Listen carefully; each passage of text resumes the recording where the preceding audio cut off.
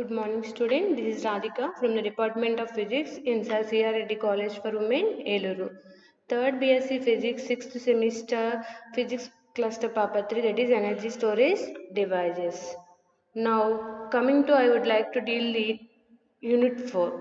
So, Unit 4 topic వచ్చి ఏంటి అంటే ఫ్యూయల్ సెల్. ఫ్యూయల్ సెల్స్లో ఈరోజు in this PPT we are discussing about fuel cell and what is the principle and working of fuel cell, and next and difference between fuel cell and battery. Now coming to fuel cell. So fuel cell is an electrochemical device that converts chemical energy into electrical energy. So the fuel cell is similar to other electrical cells in the respect that it consisting of positive and negative electrodes with electrolyte in between them. So మనం previous చదివినప్పుడు మనకు తెలిసినటువంటి device ఏంటి అంటే battery. So బ్యాటరీకి fuel సెల్కి difference ఏంటి అంటే చూడండి, సో బ్యాటరీలో ఎలక్ట్రికల్ ఎనర్జీ కెమికల్ ఎనర్జీ కింద, కెమికల్ ఎనర్జీ ఎలక్ట్రికల్ ఎనర్జీ కింద కన్వర్ట్ అవుతుంది. సో సిమిలర్గా బ్యాటరీ కూడా 2 ఎలక్ట్రోడ్స్, 1 ఎలక్ట్రోలైట్ ఉంటుంది. మరి ఫ్యూయల్ సెల్ ఏమవుతుంది అంటే here the chemical energy will be convert into electrical energy. So fuel సెల్లో ఏమవుతుందంటే కెమికల్ ఎనర్జీ అనేది ఎలక్ట్రికల్ ఎనర్జీగా కన్వర్ట్ అవుతుంది.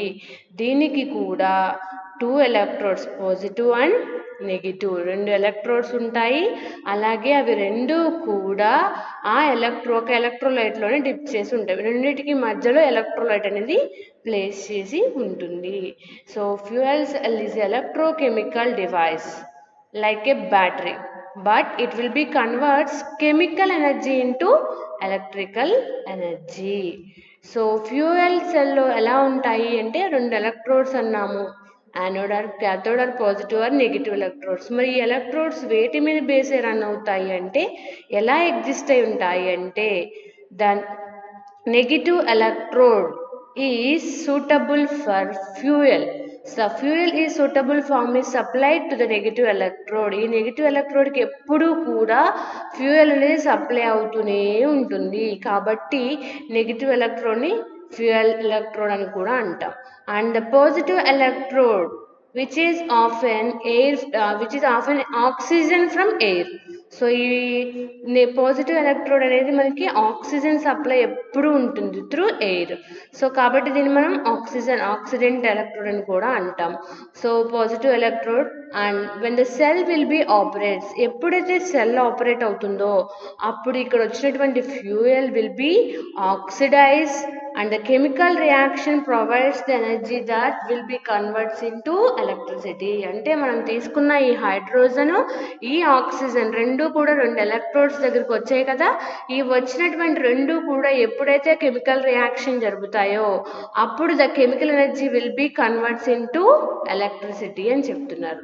So that is the main concept of fuel cell. Fuel cell అంటే కూడా it is an electrochemical device, but here the chemical energy will be converts into electrical energy. దీనికి కూడా ఒక positive and negative electrodes ఉంటాయి. ఎప్పుడు నెగిటివ్కి ఒక fuel supply ఉండాలి, పాజిటివ్కి oxygen supply ఉండాలి.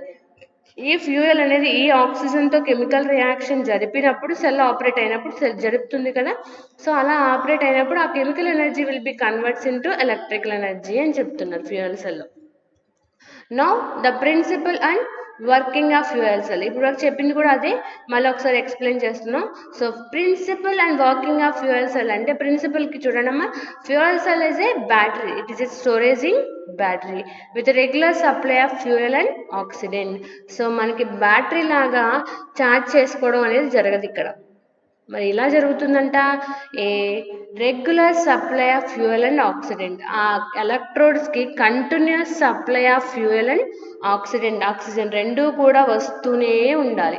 So there is no charging and discharging with fuel cell. So మనకి బ్యాటరీతో కంపేర్ చేస్తే బ్యాటరీకి ఛార్జింగ్ డిశ్చార్జింగ్ ఉన్నట్లు దీనికి ఏమీ ఛార్జింగ్ అండ్ డిశ్చార్జింగ్ ఉండదు.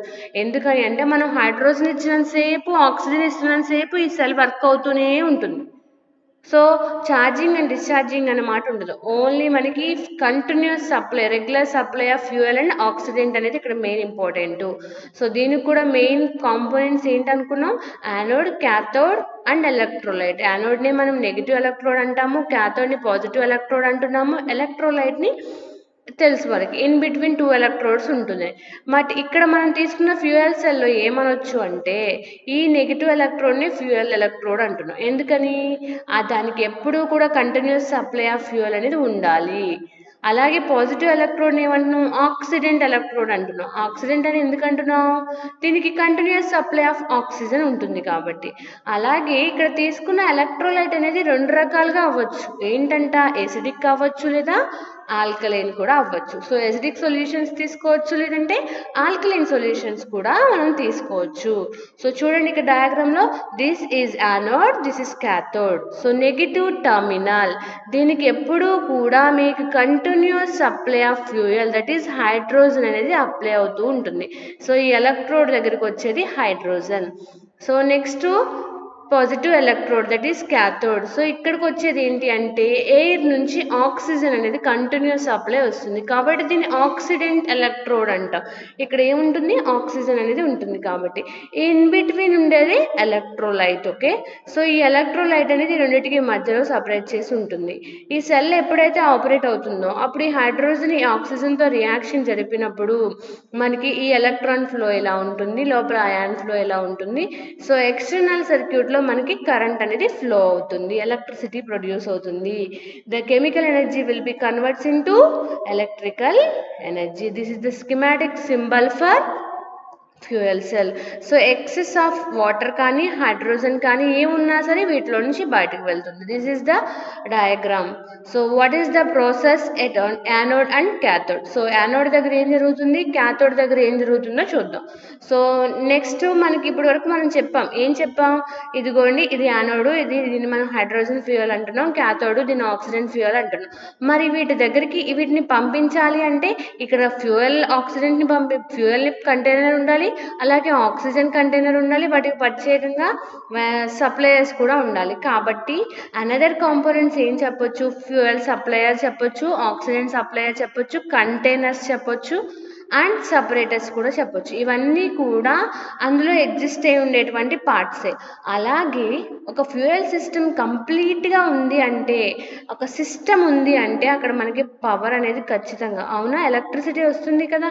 ఆ వచ్చే ఎలక్ట్రిసిటీ కోసం power section, fuel procedure, power conditioning sections, ఇలా ఒక సిస్టమ్ రన్ అవ్వడానికి కావాల్సినటువంటి ఎక్సెస్ కాంపోనెంట్స్ అనమాట ఇవన్నీ కూడా. ఓకే, అండ్ నెక్స్ట్ మనం తీసుకున్నటువంటి 2 ఎలక్ట్రోడ్స్ కూడా ఎలాంటి తీసుకుంటాము అంటే పోరస్ టైప్ నికెల్ ఎలక్ట్రోడ్స్ని తీసుకుంటాం.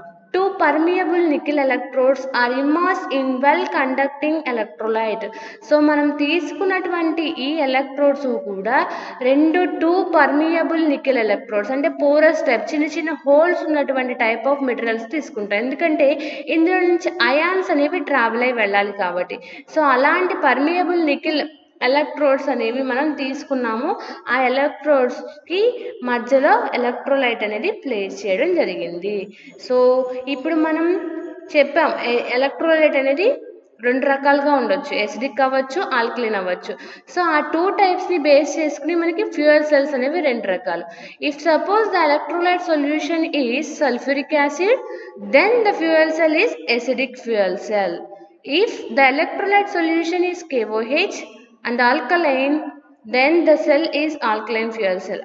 సల్ఫ్యూరిక్ యాసిడ్ తీసుకుంటే ఎసిడిక్ అవుతుంది, KOH తీసుకుంటే ఆల్కలైన్ ఫ్యూయల్ సెల్ అవుతుంది. మరి ఎసిడిక్ ఫ్యూయల్ సెల్లో ఏం జరుగుతుంది, ఆల్కలైన్ ఫ్యూయల్ సెల్లో ఆపరేషన్ ఎలా జరుగుతుందో చూద్దాం. సో నౌ ఇన్ జనరల్గా మనకి నెగిటివ్ ఎలక్ట్రోడ్ అంటే ఏమనుకున్నాం? హైడ్రోజన్ ఉంటుంది which is bubble around it through the solution. Positive electrode అంటే ఆక్సిజన్. సో 2 ఎలక్ట్రోడ్స్ కూడా కనెక్టెడ్ టు ది ఎక్స్టర్నల్ సర్క్యూట్కి కనెక్ట్ చేయబడి ఉంటాయి. మరి ఇప్పుడు మనం తీసుకున్నటువంటి ఈ సొల్యూషన్ అనేది ఎసిడిక్ అయితే అప్పుడు మనం దాన్ని ఏమంటున్నాం, ఎసిడిక్ ఫ్యూయల్ సెల్ అంటున్నాం. కాబట్టి in acidic fuel cell the electrolyte is sulphuric acid. So sulphuric యాసిడ్ని తీసుకున్నాము. అక్కడ యానోడ్ దగ్గర ఏమవుతుంది అంటే, యానోడ్ దగ్గర ఏముంటుంది మనకి, హైడ్రోజన్ గ్యాస్ ఉంటుంది. Hydrogen gas will be ionise, అంటే హైడ్రోజన్ అనేది అయనైజ్ అయ్యి it will be producing free electrons and H+ ions. So H2 gas అనేది H+ గాను ఎలక్ట్రాన్స్ గా కానీ అయనైజ్ అవుతుంది at anode in acidic fuel cell. Okay, so next coming to cathode. Cathode దగ్గర ఏమవుతుంది, క్యాథోడ్ దగ్గర ఏముంది, ఆల్రెడీ ఆక్సిజన్ వస్తుంది. సో ఇక్కడ ఎప్పుడైతే యానోడ్ దగ్గర H+ ఎలక్ట్రాన్స్ కింద అయనైజ్ అయినాయో అవి రెండు కూడా ట్రావెల్ అవుతాయి టు ఎలక్ట్రోలైట్. సో H+ ఏమో ఎలక్ట్రోలైట్ ద్వారా ఏమో క్యాథోడ్ దగ్గరికి వెళ్తాయి. ఈ ఎలక్ట్రాన్స్ ఫ్లో ఎక్స్టర్నల్ సర్క్యూట్ ద్వారా మళ్ళీ అదే క్యాథోడ్ దగ్గరికి వస్తాయి. సో అంటే ఇక్కడ ఆక్సిజన్, ఈ క్యాథోడ్ దగ్గర ఏమైంది, oxygen will be reacts with H+ ions and electrons which are producing from anode.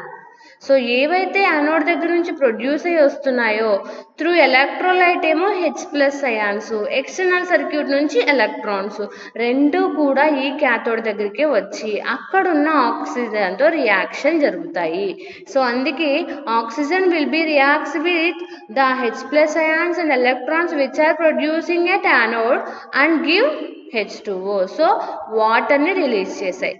So ఈ ఈ H+లు ఈ ఆక్సిజన్తో ఈ ఎలక్ట్రాన్స్ కలిపి వాటర్ని రిలీజ్ చేసి ఇటు నుంచి డివిజన్ అయ్యాయి. సో ఇది యానోడ్ దగ్గర జరిగేటువంటి ప్రాసెస్, క్యాథోడ్ దగ్గర జరిగేటువంటి process, anode and cathode process. ఇక్కడ క్లియర్గా మీకు డయాగ్రామ్లో చూడండి. సో ఫ్యూయల్ అనేది H2 ఇక్కడికి వస్తుంది, యానోడ్ దగ్గర it will be ionise H+ and electrons. H+ ఈ ఎలక్ట్రోలైట్ ద్వారా వెళ్తాయి, ఎలక్ట్రాన్స్ అనేవి out of the circuit travel అయ్యి వస్తాయి. రెండు కూడా క్యాథోడ్ దగ్గరికే వచ్చి ఈ క్యాథోడ్ దగ్గర ఉన్నటువంటి ఆక్సిజన్తో రియాక్షన్ జరిపి అక్కడ H2Oని రిలీజ్ చేస్తాయి. So this is the process. ఒకసారి మీరు చూస్తే ఈ డయాగ్రామ్లో ఎక్స్ప్లెనేషన్. సో చూడండి, హైడ్రోజన్ మాలిక్యూల్స్ అనేవి ఇలా వస్తున్నాయి. సో H2 అంటేనే 2 మాలిక్యూల్స్ కదా, ఇవి జాయింట్ అయి ఉన్నాయి. ఎప్పుడైతే H2 వస్తున్నాయో ఇందులో కొన్ని మాలిక్యూల్స్ ఏమో ఈ ఎలక్ట్రోడ్ దగ్గరికి వెళ్ళాయి, సో కొన్ని ఏమో ఎక్సెస్ కింద వచ్చేసాయి.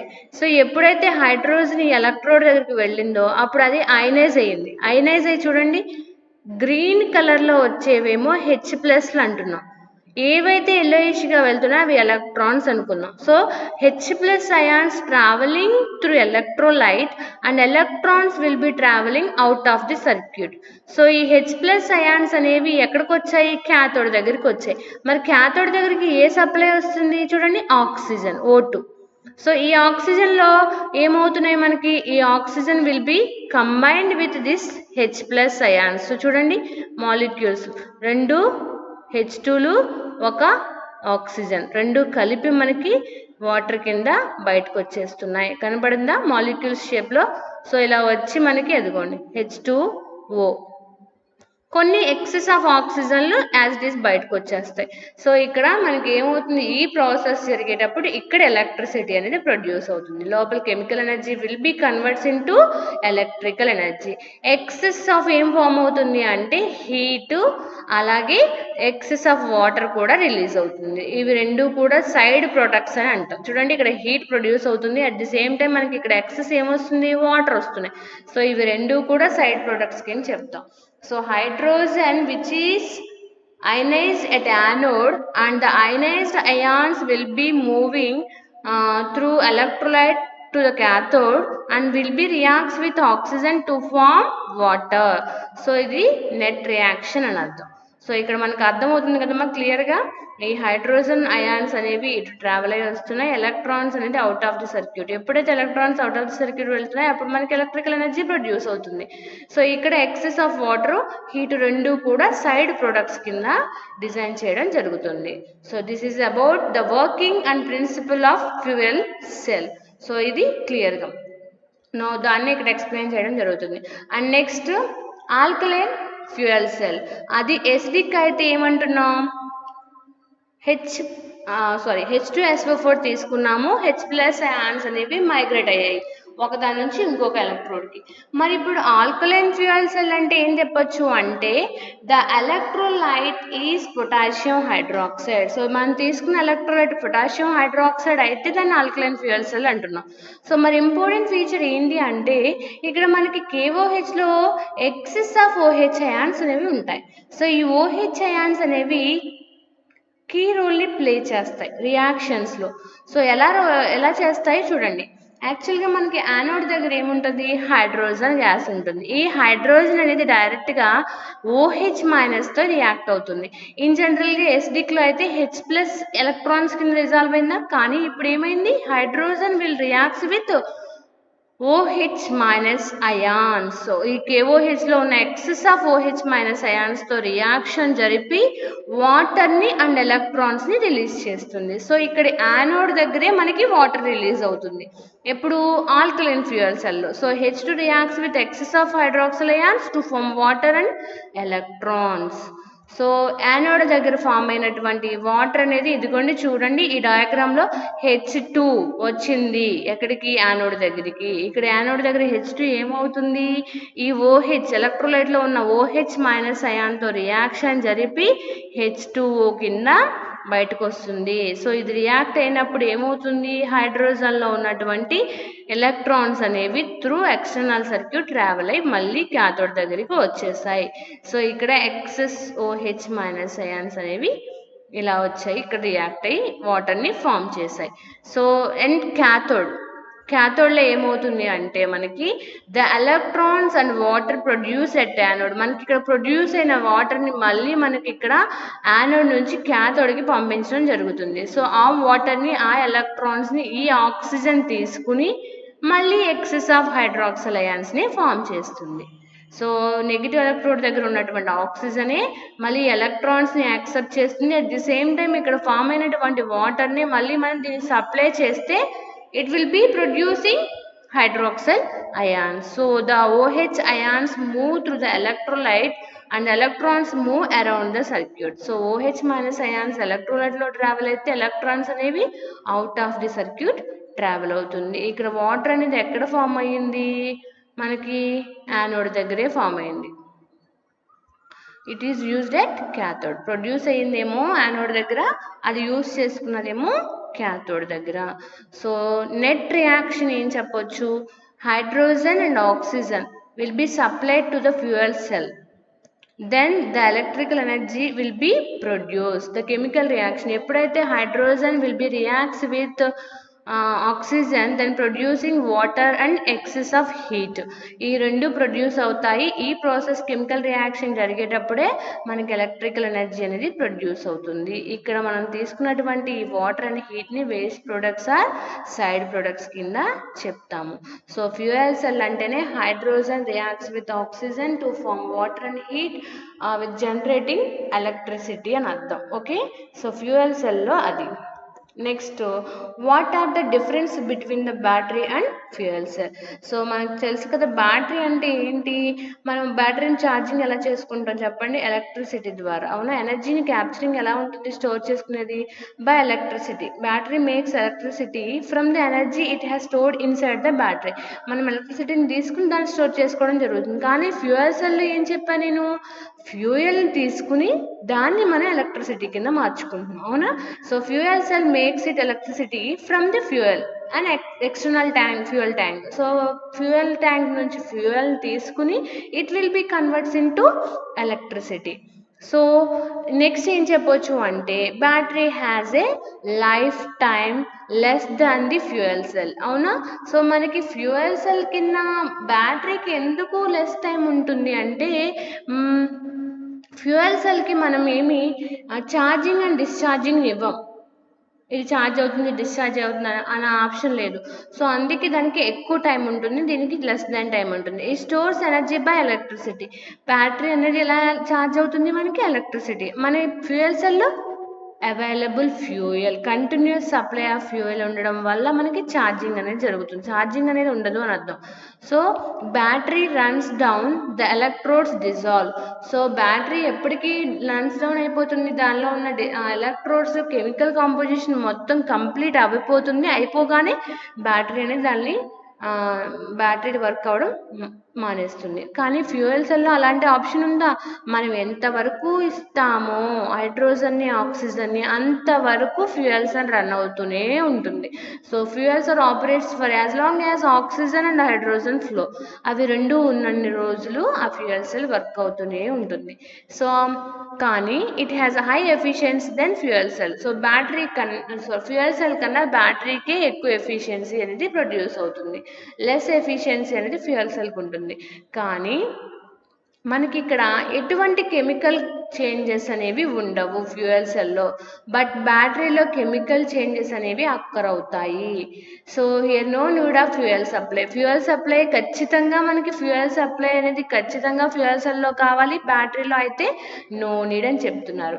యాక్చువల్గా బ్యాటరీలో మనకి ఛార్జింగ్ అండ్ డిశ్చార్జింగ్ కనబడతాయి, కానీ ఫ్యూయల్ సెల్లో ఆప్షన్ ఉందా? లేదు. ఎందుకని? ఫ్యూయల్ సెల్లో కంటిన్యూస్ సప్లై ఆఫ్ ఫ్యూయల్ ఉంటేనే జరుగుతుంది, కానీ అక్కడ మనకి ఛార్జింగ్ అండ్ డిశ్చార్జింగ్తో ఏం పని లేదు. And next these are the example for batteries. ఎక్కడ వాడతారు? ల్యాంప్స్లో, క్లాక్స్లో, ఫోన్స్లో. మరి ఈ ఫ్యూయల్ సెల్స్ని ఎక్కడ వాడతాము? Automobiles, inverters. మన ఇళ్లలో కనబడతాయి కదా ఇన్వర్టర్స్, వాటికి. సో వాటిలో చూడండి ఎప్పుడు వాటర్ పోస్తూనే ఉంటాం అయిపోయినప్పుడల్లా. ఎందుకు? హైడ్రోజన్ గ్యాస్ వాటర్ ఆక్సిజన్ తీసుకోవడం కోసం, అది అలా రన్ అవ్వడం కోసం మనం పోస్తూనే ఉంటాం. So these are the main differences. So battery ఏమో మనకి ఎలక్ట్రిసిటీ ద్వారా ప్రొడ్యూస్ అవుతుంది, స్టోర్ చేసుకుంటుంది. కానీ ఫ్యూయల్ సెల్ ఫ్యూయల్ ఉన్నంత వరకు వర్క్ అవుతుంది, అది ఎంతవరకు వెళ్తే అంతవరకు వర్క్ అవుతుంది. కాబట్టే బ్యాటరీలో ఎలక్ట్రోడ్స్ కెమికల్ రియాక్షన్స్ అవ్వగానే డిజాల్వ్ అయిపోతాయి. కానీ ఫ్యూయల్ సెల్స్ అనేది అలా జరగదు. దానికి మనం ఎంతవరకు సప్లై ఇస్తే అంతవరకు పనిచేస్తూనే అంతవరకు ఉంటుంది. సో ఫ్యూయల్ సప్లై ఎప్పుడైతే మనం ఆపేస్తామో అప్పుడు ఆ ఫ్యూయల్ సెల్ అనేది ఆగిపోతుంది. అంటే మనకు బ్యాటరీలో వచ్చేసరికి ఛార్జింగ్ అండ్ డిశ్చార్జింగ్ని బేస్ చేసుకుని ఎలా ఉంటుందో, ఈ ఫ్యూయల్ సెల్లో కంటిన్యూస్ సప్లై ఆఫ్ ఫ్యూయల్. అంటే ఇప్పుడు మనం ఫ్యూయల్ని ఆపేస్తాం, హైడ్రోజన్ ఆక్సిజన్ సప్లైని, ఆటోమేటిక్గా ఫ్యూయల్ సెల్ కూడా డ్యామేజ్ అవుతుంది. అంటే దాని లైఫ్ టైం అనేది డిసైడ్ చేసేది ఫ్యూయల్ మీద డిపెండ్ అయి ఉంటుంది. అలా కాదు, ఇప్పుడు బ్యాటరీలో అయితే ఆ ఎలక్ట్రోడ్స్లో ఉన్న కెమికల్ కంపోజిషన్ అంతా అయ్యేంత వరకు కూడా బ్యాటరీ వర్క్ అవుతుంది. కానీ ఫ్యూయల్ సెల్కి వచ్చేసరికి ఫ్యూయల్ సప్లై మనం ఇచ్చే అంత రోజులు కూడా దే ఆర్ వర్కింగ్. కాబట్టి బ్యాటరీ కన్నా ఫ్యూయల్కి సెల్కి ఎక్కువ లైఫ్ టైం అనేది ఉండడం జరుగుతుంది. Okay, these are the main differences between battery and fuel cell. Okay.